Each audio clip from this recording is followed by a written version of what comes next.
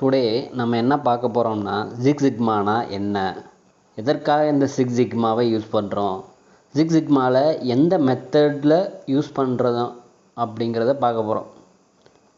Six சிக்மானா பெருசாக ஒன்றும் இல்லை, வேரியன்ஸை ரெடியூஸ் பண்ணுறது தான். ஸோ குவாலிட்டியே இம்ப்ரூவ் ஆகும். ஒரு வேரியன்ஸ் நம்ம ரெடியூஸ் பண்ணால் என்ன ஆகும், குவாலிட்டி இம்ப்ரூவ்மெண்ட் ஆகும்.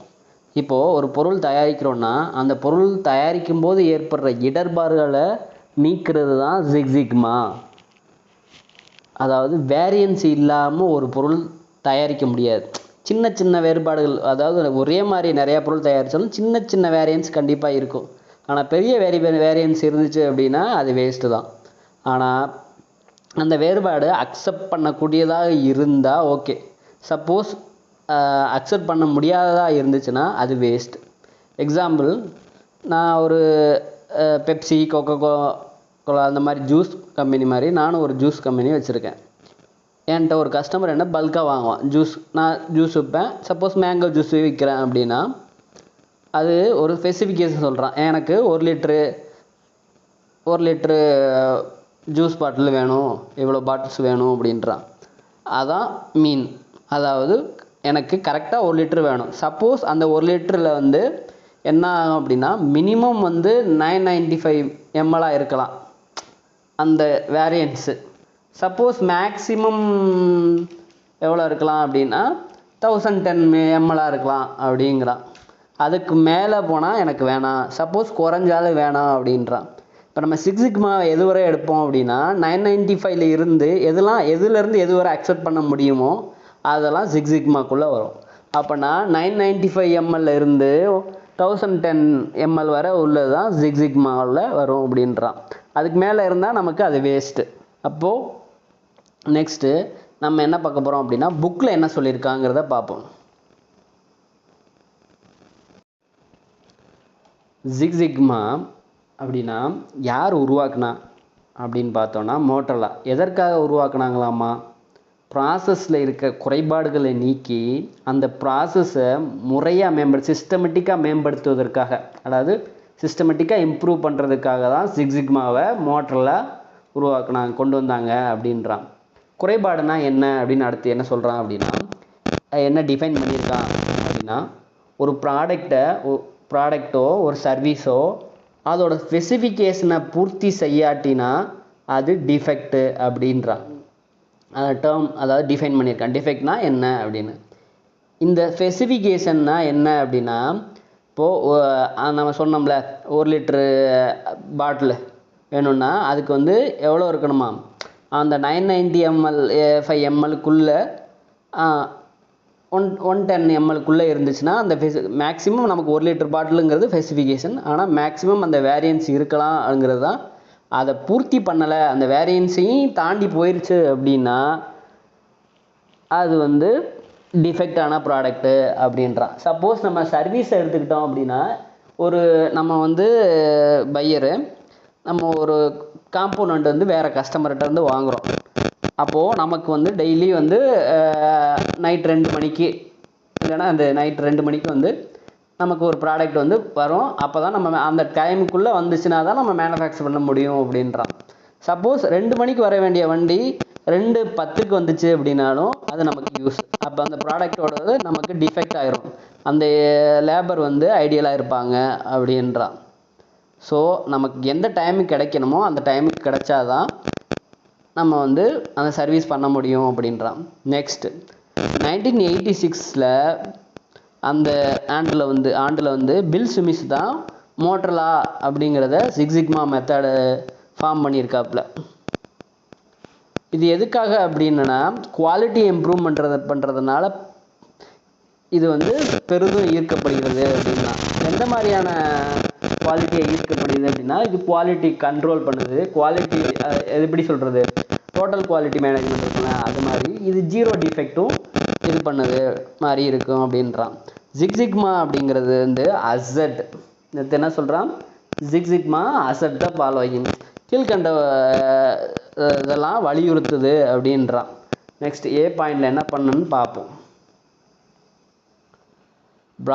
ப்ராசஸ் அவுட்புட்டில் ஏற்படுற வேரியன்ஸை கண்டினியூவஸாக குறைக்கிற முயற்சி தான் பிஸ்னஸோட வெற்றிக்கு வழிவகுக்கும் அப்படிங்கிறான்.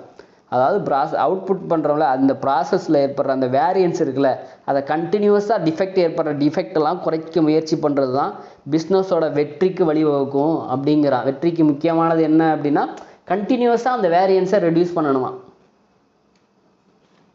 நெக்ஸ்ட்டு பி பாயிண்டில் என்ன சொல்கிறான் அப்படின்னா, மேனுஃபேக்சரிங் அண்ட் பிஸ்னஸ் ப்ராசஸை மெஷூர் பண்ண முடியும், அதாவது அளவிட முடியும், அந்த பிஸ்னஸ் ப்ராசஸை அனலைஸ் பண்ண முடியும், இம்ப்ரூவ் பண்ண முடியும், கண்ட்ரோல் பண்ண முடியும்னு சொல்கிறான். நெக்ஸ்ட்டு சி பாயிண்டில் என்ன சொல்கிறான் அப்படின்னா, யாரோட அர்ப்பணிப்பு இருந்தால் நிலையான குவாலிட்டி இம்ப்ரூவ்மெண்ட்டில் வெற்றி அடைய முடியும்னு சொல்கிறான் அப்படின்னா, என்டையர் ஆர்கனைசேஷனோட சப்போர்ட் இருக்கணும். ஜிக்ஸிக்மாவில் சும்மா இது பண்ண முடியாது. என்டையர் ஆர்கனைசேஷன் சப்போர்ட் இருக்குன்னா தான் நம்ம நிலையாக ஒரு குவாலிட்டி இம்ப்ரூவ்மெண்ட் பண்ண முடியுன்றான். அதுக்கு பர்டிகுலராக என்ன சொல்கிறான் அப்படின்னா, குறிப்பாக டாப் லெவல் மேனேஜ்மெண்ட்லேருந்து ஒரு அர்ப்பணிப்பு இருந்தால் வேணும் அப்படிங்கிறத சொல்கிறான். நெக்ஸ்ட் பேரால என்ன சொல்கிறான் அப்படின்னா, சிக்ஸிக்மாங்கிற அந்த டேர்ம் என்ன சொல்லுது அப்படின்னா, அவுட்புட்டை அதோட ஸ்பெசிஃபிகேஷனுக்குள்ளே உற்பத்தி பண்ணுற அளவுக்கு நல்ல திறன் கொண்ட ப்ராசஸை குறிக்கிறது தான் ஜிக்ஸிக்மா அப்படின்றான். அந்த கரெக்டாக அதுக்குள்ளே என்ன அவுட்புட் வேணுமோ அதை கரெக்டாக உற்பத்தி பண்ணுறக்கூடிய அந்த ப்ராசஸை தான் ஜிக்ஸிக்மா அப்படின்றான். இன் பர்டிகுலராக அப்படின்னா குறிப்பாக ஜிக்ஸிக்மாவோட ப்ராசஸில் 1 மில்லியன் ஆப்பர்ச்சுனிட்டிஸில் 3.4க்கு குறைவாக தான் டிஃபெக்ட் இருக்கும் அப்படின்னு சொல்கிறான். டிபிஎம்ஓ அப்படின்னா டிஃபெக்ட் பெர் மில்லியன் ஆப்பர்ச்சுனிட்டிஸ். அதாவது மில்லியன் அப்படின்னா 10 lakh யூனிட்டுக்கு டோட்டலாக ஒரு 3.4 டிஃபெக்ட் தான் இருக்கும்னு சொல்கிறாங்க. அதாவது ப்ரொடக்ஷனோ சர்வீஸோ அந்த ப்ராசஸில் டிஃபெக்ட் ஆகுறதுங்கிறது மேக்ஸிமம் 3.4னா எப்படி சொல்லலாம், 4 யூனிட் தான். 10 லட்சம் ப்ராடக்ட்ஸ் யூனிட் ப்ரொடியூஸ் பண்ணுறோம் அப்படின்னா வெறும் 4 யூனிட் தான் டிஃபெக்ட் ஆகும் அந்த சிக்ஸிக்மா யூஸ் பண்ணுறதுனால அப்படின்றான். அதாவது DPMO அப்படிங்கன்னா defect per million opportunities அப்படின்னா ஃபுல் ஃபார்ம். அதாவது 10 lakh யூனிட் நம்ம உற்பத்தி பண்ணுறோம் அப்படின்னா வெறும் 3.4 டிஃபெக்ட் தான் இருக்கும் அப்படின்றான். நெக்ஸ்ட் அடுத்து என்ன சொல்கிறான் அப்படின்னா, ஜிக்ஸிக்மாவோட மறைமுகமான இம்ப்ளிசிட் கோல் என்ன அப்படின்னா, ப்ராசஸோட குவாலிட்டியும் அதோட லெவலை வந்து பெட்டராக மேம்படுத்தணும் அப்படிங்கிறத சொல்கிறான். அது வந்து இம்ப்ளிசிட் கோலாக. அடுத்து நெக்ஸ்ட் பேரால என்ன சொல்கிறான் அப்படின்னா, ஸ்டாட்டிஸ்டிக்கலி அதாவது புள்ளி விவரப்படி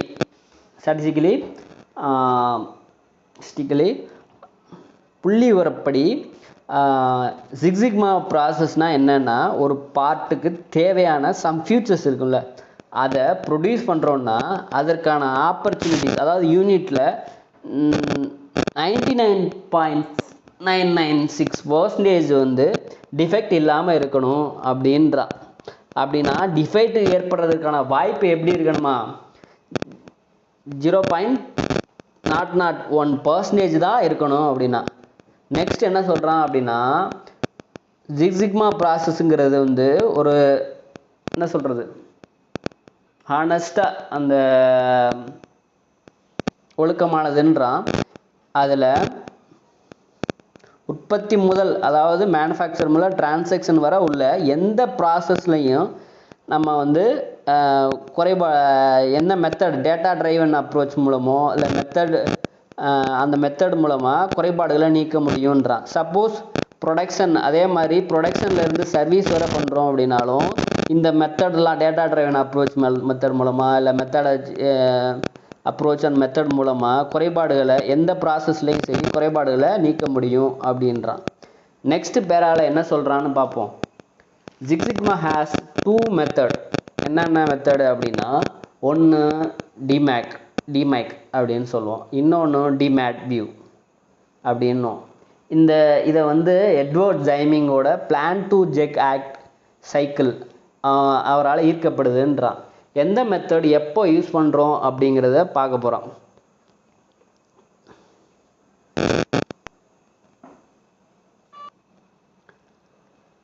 ஏற்கனவே இருக்க பிஸ்னஸ் ப்ராசஸை மேம்படுத்துறதுக்கு இந்த டிமேட் மெத்தட் வந்து பயன்படுத்துகிறோம் அப்படின்றான்.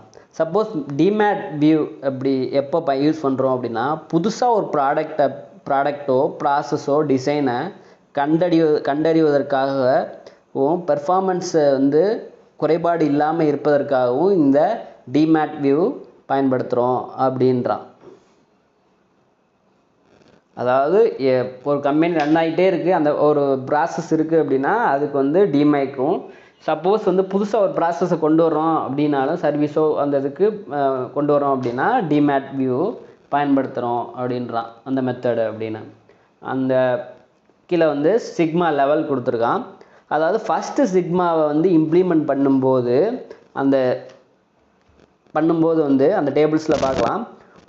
அதாவது 10 lakhs யூனிட்டுக்கு 69,462 யூனிட் வந்து டிஃபெக்டாக இருக்குது அப்படின்னு கண்டுபிடிச்சிருக்கான். அப்புறம் சிக்மா லெவலை இன்க்ரீஸ் பண்ணும்போது தான் சிக்மா லெவலில் தான் இம்ப்ளிமெண்ட் பண்ணும்போது அதாவது 10 lakh யூனிட்டுக்கு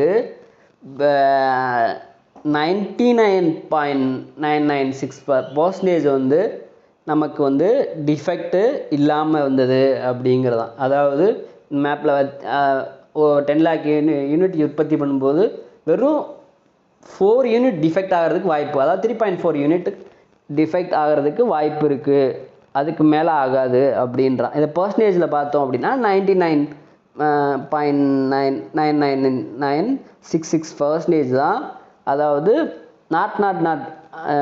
0.03003% தான் டிஃபெக்ட் இருக்க வாய்ப்பு இருக்குது அப்படிங்கிறத சொல்கிறான். நெக்ஸ்ட்டு படத்தை பாருங்கள். நெக்ஸ்ட் அடுத்த பேஜில் என்ன சொல்கிறான் அப்படின்னா, அவனே கொடுத்துருக்கான். இந்த பெல் கர்வ் இருக்குல்ல, ஒரு பெல் மாதிரி அந்த கர்வில் அதாவது மீன்கிறது வந்து நம்ம கேட்ட 1 லிட்டர் அந்த ஜூஸ் அந்த அளவுலேருந்து -3 சிக்மா வரை குறையலாம். அதுக்கு கீழே போச்சுன்னா வாங்க மாட்டான். அதே மாதிரி +3 சிக்மா வரை போகலாம். அந்த ஸ்டாண்டர்ட் டீவியேஷன் இருக்கலாம். அதுக்கு மேலே மாறுபாடு அதாவது வேரியன்ஸ் இருந்துச்சுன்னா அது வேஸ்ட்டு, அதை நம்ம விற்க முடியாது அப்படின்றான். நெக்ஸ்ட்டு மெத்தட் பற்றி பார்ப்போம். 2 மெத்தட் அங்கே பார்த்தோம்ல, அந்த மெத்தடு என்ன சொல்கிறான் அப்படிங்கிறத பார்ப்போம். டிமேட் முறைனா என்ன அப்படின்னு பார்க்க போகிறோம். டிமேட் முறைனா என்ன அப்படின்னா, D for define, M for measure, A for analyse, I for improve, C for control அப்படின்றான். இந்த மெத்தடு வந்து மொத்தம் 5 ஸ்டெப்ஸ் இருக்குது. சப்போஸ் தியரி கேட்கலாம். இந்த மெத்தடு எதற்காக யூஸ் பண்ணுறோம் அப்படின்னா, ஏற்கனவே எக்ஸிஸ்டிங்காக போட்டிருக்க ஒரு ப்ரொடக்ஷன் ப்ராஜெக்டையோ சர்வீஸையோ அதில் குவாலிட்டியை வேறு லெவல் இம்ப்ரூவ் பண்ணணும்னா, ஏற்கனவே ஒரு ப்ராசஸ் பண்ணிகிட்ருக்கோம், அதில் வந்து குவாலிட்டியை வேறு லெவல் இம்ப்ரூவ் பண்ணணும்னா இந்த டிமேட் வந்து ஃபாலோ பண்ணுவாங்க அப்படின்றான். சப்போஸ் நம்ம டிமேட் எப்போ யூஸ் பண்ணுவோம் அப்படின்னா, இனிமேல் புதுசாக ஒரு ப்ரொடக்ஷனோ சர்வீஸோ ப்ரொடியூஸ் பண்ணுறோன்னா இந்த மெத்தடு டிமேட் வியூ யூஸ் பண்ணுவாங்க அப்படின்றான். ஃபஸ்ட்டு ஸ்டேஜ் அந்த 5 ஸ்டெப்ஸ் இருக்குல்ல, ஃபஸ்ட்டு ஸ்டெப் வந்து டிஃபைன்னா என்னன்னு பார்க்கணும். டிஃபைன் ஸ்டேஜில் என்னென்னா கோல் வந்து ஐடென்டிஃபை பண்ணுறோம், அதாவது டார்கெட் ஃபிக்ஸ் பண்ணணும். ப்ராசஸை இம்ப்ரூவ்மெண்ட் கோலுங்கிறது என்னவா இருக்கும் அப்படின்னா, அதாவது ப்ராசஸில் வந்து அந்த டார்கெட் என்னவா இருக்கும் அப்படின்னா, கஸ்டமருக்கு என்ன தேவை அதை கொடுக்கறதுக்கு நம்மளோட ஸ்ட்ராட்டஜி என்ன, அதில் எஸ்யூ எதுவும் என்ன இருக்குது அப்படிங்கிறத தீர்மானிக்கிறோம். இதுதான் டிஃபைன். அதுக்கப்புறம் எம் ஃபார் மெஷூர், அது என்ன அளவிடுறோம் அப்படின்னா வேரியன்ஸ் இருக்கான்னு பார்க்குறோம். கரெக்டாக தான் தயாரிக்கிறோமா, ஏதாச்சும் வேரியன்ஸ் இருக்கா, இப்படி வேரியன்ஸ் இருக்கான்னு பார்க்குறதுனா என்னத்தை வேணும், டேட்டா வேணும். அப்போ என்ன பண்ணிகிட்டு இருந்தோங்கிற தகவல் இருக்காதான் நம்ம ஃபியூச்சரை கம்பேர் பண்ண முடியும். அதாவது கரண்ட் ப்ராசஸை மெஷூர் பண்ணு, மேலும் சம்மந்தப்பட்ட தகவலை சேகரித்து வைக்கணும், கலெக்டிவ் பண்ணணும். எதற்கு அப்படின்னா ஃபியூச்சரை கம்பேர் பண்ணுறதுக்காக. Next A for analyse. நம்ம எப்போ அனலைஸ் பண்ணுவோம்? இந்த ஸ்டேஜில் எதனால் இந்த வேரியன்ஸ் வந்துச்சுங்கிற ரீசன் தெரியணும்ல. இப்போது வேரியன்ஸ் என்ன அப்படிங்கிறத மெஷூர் பண்ணிட்டோம். இப்போ எதனால் இந்த லாஸ்ட் ஸ்டேஜ் மெஷூரில், அதுக்கடுத்து அனலைஸ் ஸ்டேஜில் வந்து எதனால் இந்த வேரியன்ஸ் வந்துச்சு வருதுன்னு பார்க்குறோம். இந்த ஸ்டேஜில் என்ன எல்லா ஃபேக்டரையும் இருக்கிற எல்லா ஃபேக்டரையும் அனலைஸ் பண்ணுறோம். என்னென்ன காரணமாக இருக்கும் அப்படிங்கிற ரீசன் என்ன அப்படிங்கிறத பார்க்குறோம். நெக்ஸ்ட்டு அனலைஸ் ஸ்டேஜில் என்ன பண்ணுவோம்? காரணம் என்னன்னு கண்டுபிடிச்சிட்டோம். அடுத்து என்ன பண்ணுவோம்? அப்போ ஒரு ரீசன் தெரிஞ்சுன்னா அது இல்லாமல் அதை எப்படி அவாய்ட் பண்ணுறது அப்படிங்கிறத பார்ப்போம். அப்போ இம்ப்ரூவ் ஸ்டேஜில் என்ன பண்ணுவோம் அப்படின்னா இம்ப்ரூவ் பண்ணுவோம். என்னென்ன ரீசன்னு தெரியும். அப்போது டெக்னிக்ஸை யூஸ் பண்ணி ப்ராசஸை ஆப்டிமைஸ், அதற்கேற்றாப்புல தகுந்த நமக்கு என்ன ப்ராசஸ் கரெக்டாக இருக்குங்கிறத ஆப்டிமைஸ் பண்ணுவோம். ஃபைனலாக என்ன பண்ணுறோம் அப்படின்னா கண்ட்ரோல் ஸ்டேஜில் ஒரு பொருளை தயாரிக்கிறோம் அப்படின்னா அதுக்கு வேரியன்ஸ் இருக்குது. வேரியன்ஸை சரி பண்ணுறதுனா என்னவாகும்? கண்ட்ரோல் ஆகும். அதை தான் சொல்கிறேன் கண்ட்ரோல் ஸ்டேஜில். ப்ராடக்ட் வந்து சப்போஸ் நம்ம வேரியன்ஸை நம்ம சரியாக பண்ணலை அப்படின்னா ப்ராடக்ட் வந்து டிஃபெக்ட் ஆகும். டிஃபெக்ட் ஆனால் என்ன ஆகும்? அது வேஸ்ட்டு தான். ஸோ டிஃபெக்ட் ஆகாமல் இருக்கணும்னா இந்த கண்ட்ரோல் ஸ்டேஜ் வேணும். கண்ட்ரோல் என்ன பண்ணுறதுன்னா டிஃபெக்ட் இல்லாமல் இருக்கிறத உறுதி செய்கிறது தான் இந்த கண்ட்ரோல் ஸ்டேஜ். ப்ராசஸ் வந்து கேப்பபிலிட்டியாக இருக்கணும். ப்ரொடக்ஷனில் இருக்க வேரியன்ஸு அதன் பிறகு அந்த ப்ராசஸில் கண்ட்ரோல் மெக்கானிசத்தையும் இருக்கணும் அப்படின்றான். அப்போது என்ன பண்ணணும் அப்படின்னா பைலட் ரன் வந்து செட்டப் பண்ணணும். அப்போ தான் இதெல்லாம் கரெக்டாக இருக்கும், கண்ட்ரோல் பண்ணுறதுக்கு ஏற்றாப்பில் இருக்கும் அப்படிங்கிறான். இதுக்கு எக்ஸாம்பிள் எப்படி பார்க்கலாம் அப்படின்னா, இப்போது நம்ம டிஃபைன் பண்ணுறோம் கஸ்டமருக்கு நமக்கு என்ன, நம்ம வந்து சப்ளை, அதாவது நமக்கு ஒரு காம்போனண்ட் வேணும். நம்ம வந்து கஸ்டமர் ஒரு காம்போனண்ட் வந்து நமக்கு காலையில் 9 மணிக்கு வேணும். அப்போ தான் வந்து 10 மணிக்கு, அதாவது 9 மணிக்கு வந்து லேபர் வந்துடுவாங்க. ஸோ ப்ரொடக்ஷனை நம்மளால் கண்டினியூவாக உற்பத்தி பண்ண முடியும். 9 மணிக்குள்ளே வந்து ஒரு இன்புட் வேணும், அதாவது காம்போனண்ட் வேணும். அந்த காம்போனண்ட்டை வச்சு தான் நம்ம அவுட்புட் தயாரிக்க முடியும். சப்போஸ் அந்த சப்ளையர் நமக்கு 9 மணிக்கு அனுப்புறதுக்கு பதிலாக ஒரு வாரமாக தொடர்ந்து 9:10 9:20 இந்த டைமுக்குள்ளே நமக்கு வந்து ரீச் ஆகுது அப்படின்னா அப்போது என்ன ஆகுது அப்படின்னா மெஷூர் பண்ணுறோம். எந்த டைமுக்கு என்ன பிரச்சனை அப்படின்னு அப்போது மெஷூர் அளவிடுறோம். டெய்லி எப்போ வருது அப்படின்னு அப்போ அளவிடுறோம்ல. அதுக்கடுத்து அனலைஸ் பண்ணுறோம். ஃபஸ்ட்டு என்ன வேணும், அதுக்கடுத்து மெஷூர் பண்ணுறோம், அதுக்கடுத்து அனலைஸ் பண்ணுறோம். ஏன் இந்த ரீசன்னால், எந்த ரீசன்னால், ஒருவேளை நமக்கு வரும்போது இடையில என்ன பிரச்சனை ஆகுது, இடையில நம்ம செக்கிங்கில் எதுவும் பிரச்சனையா அப்படிங்கிறது, லேட்டாக வருவதற்கான பிரச்சனை என்ன அப்படிங்கிறத, ரீசன் என்ன அப்படிங்கிறத அனலைஸ் பண்ணுறோம். அதுக்கப்புறம் இதெல்லாம் எப்படி இம்ப்ரூவ் பண்ணலாம். ஒருவேளை நம்ம சப்ளையர்கிட்ட வந்து சொல்லலாம், இல்லை அப்படின்னா சப்ளையர் வந்து மெயின் டாப் லெவலுக்கு இன்ஃபார்ம் பண்ண சொல்லலாம். அந்த மாதிரி சப்போஸ் அதுக்கப்புறம் கண்ட்ரோல் பண்ணணும் அப்படின்னா நம்மளே அதை வந்து வெரிஃபை பண்ணலாம். இந்த மாதிரி செக் பண்ணலாம், என்ன இந்த இவங்ககிட்டருந்து வந்துச்சு ஸ்டாக்குனா சீக்கிரமாக இதை முடிச்சு இன்புட்டை சீக்கிரம் அனுப்புறதுக்கு வழியை பாருங்கள். சப்போஸ் அதே டைமில் வேறு ஒர்க் இருந்தால் அந்த ஒர்க்கை இது பண்ணிவிட்டு இதை மெயின் என்ன, நமக்கு எந்த ப்ராசஸ் இம்பார்ட்டன்ட் அந்த ஆக்டிவிட்டி பொறுத்து அதை வந்து மெயினாக இது பண்ணுங்கள் அப்படிங்கிறத சொல்லி நம்ம கண்ட்ரோல் பண்ண முடியும். செக் பண்ணலாம், செக்லிஸ்ட்டை சீக்கிரமாக பண்ணுங்கள், அந்த ஆப்ரேஷன்ஸை ஸ்டாக் உள்ளே வர்றதுக்கான ஆப்ரேஷனை சீக்கிரம் பண்ணுங்கள். அதுதான் டிமேக் கூட எக்ஸ்ப்ளனேஷன்ஸ். நெக்ஸ்ட் வந்து டிமேட் வியூ பார்க்க போகிறோம். இந்த மெத்தடில் இதுவும் 5 ஸ்டெப் இருக்குது. டிமேக் இதில் உள்ள டிக்கும் இங்கே உள்ள டிக்கும் என்ன வித்தியாசம்னு பார்க்குறோம்னா, அந்த டியில் ஏற்கனவே டிமேக்கில் உள்ள டிக்கு ஏற்கனவே உள்ள ப்ராசஸில் வந்து டார்கெட்டை இம்ப்ரூவ் பண்ணுவோம். ஆனால் இந்த டியை பொறுத்தவரை டிமேட் வியூவில் உள்ள டி ஃபார் என்ன சொல்லுது அப்படின்னா, இப்போ தான் டிசைன் ஆக்டிவிட்டியோட கோல்ஸே இப்போ தான் டிஃபைன் பண்ணுறோம். என்ன, ஏன்னா இது வந்து நியூ ப்ராசஸ். அடுத்து கஸ்டமருக்கு என்ன தேவைங்கிற அந்த கோல்ஸை வந்து இப்போ தான் டிஃபைன் பண்ணுறோம் அப்படின்றான் புது ப்ராசஸில். நெக்ஸ்ட் மெஷூர் அண்ட் ஐடென்டிஃபை பண்ணுறோம். என்னென்னா மெஷூர்னா குவாலிட்டிக்கு என்ன முக்கியங்கிறத மெஷூர் பண்ணுறோம், ஐடென்டிஃபை பண்ணுறோம். ஒரு பொருளை வந்து கஸ்டமர் கேட்குறாங்க உற்பத்தி பண்ணுறதுனா, உற்பத்தி பண்ணணும் அப்படின்னா ப்ரொடக்ஷன் கேப்பபிலிட்டி இருக்கா, ப்ராசஸ் கேப்பபிலிட்டி இருக்கான்னு பார்க்குறோம், என்னென்ன ரிஸ்க் இருக்குங்கிறதையும் பார்க்குறோம். உற்பத்தி பண்ண முடியுமா முடியாதாங்கிறதையும் நம்ம மெஷர் பண்ணணும் அப்படிங்கிறான். ஏன்னா அது நமக்கு முடியாமல் நம்ம இது பண்ணக்கூடாதுல்ல. நெக்ஸ்ட்டு அனலைஸ் ஸ்டேஜ் என்னென்னா, நம்ம ஒரு பொருளை வந்து உற்பத்தி பண்ணுறதுக்கு பல ப்ராசஸ் பண்ணுவோம்.